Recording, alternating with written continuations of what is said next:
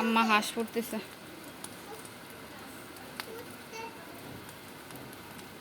হাঁস মনে হইতেছে ডান্স করতেছে।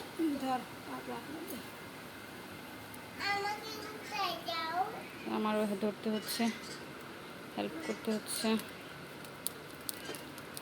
হাঁসটাকে বাছার পরে পোড়া দিতে হবে, আর অবশিষ্ট যেগুলো থাকে ওগুলো হচ্ছে একদম পোড়া যায়। তো আমরা এটা আমাদের বাসায় না, আমাদের বড় আপুর বাসায় আসছি। হে রক্ত বের হচ্ছে। তো পা দুইটা পুরা দাও।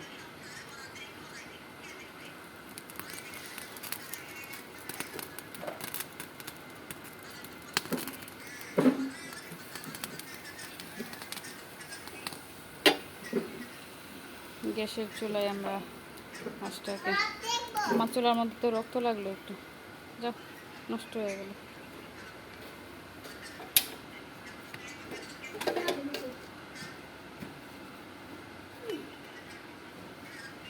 পরিষ্কার করব। আর আম্মা এখন হাঁস কাটবে। পেঁয়াজ রসুন ছিলাইছি।